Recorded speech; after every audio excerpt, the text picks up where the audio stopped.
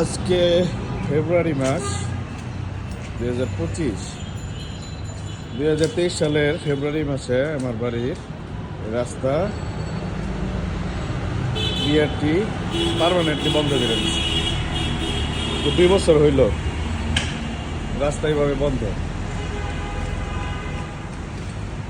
উন্নয়নের নামে এইভাবে আমার ক্ষতি করলো বিগত সরকার। রাস্তা বন্ধ করার সময় আমি অনেক রিকোয়েস্ট করছি যে এটা 40 বছর পুরানো একটা রাস্তা, আমি ব্যবহার করি, বাপ দাদার করে যাওয়া রাস্তা। শুনলো না। আমার 13 ফিট রাস্তা, আমি একটা অ্যাম্বুলেন্স ঢোকার জন্য, ফায়ার সার্ভিস ঢোকার জন্য আমার নিজের গাড়ি ঢুকে 13 ফিট একটা রাস্তা রাখছি মেইন রোড থেকে। পুরো রাস্তাটাই বন্ধ করে দিচ্ছে, 13 ফিট ধরে বন্ধ করছে। 5 ফিট রাখতে বলছিলাম, একটা রিক্সা ঢুকুক, দিল না। বললাম একটা অ্যাম্বুলেন্স ঢোকার জায়গা দেন, দিল না। একটা ফায়ার সার্ভিস ঢোকার জায়গা দেন, দিল না। তারপরে বললাম যে আমার পরিবারের কেউ যদি মারা যায় একটা খাটিয়ে ঢোকার জায়গা তো দিবেন, তাও দিল না। বললো সরকারি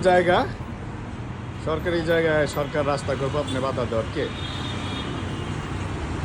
ঠিক আছে, সরকারি জায়গা তো হাইওয়ে পুরোটাই সরকারি জায়গা, হাইওয়ে তো পুরোটাই সরকারি জায়গা।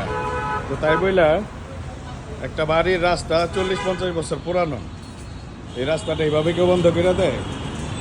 তো হাইওয়েতে কি চলে? গাড়ি চলে। হাইওয়েতে গাড়ি চললে আমার নিজের গাড়ি আমি বাসায় নিয়ে আসবো না, নাকি হাইওয়ের উপরে রেখে দিব গাড়ি? এটা কোনো কিছু হইতে পারে?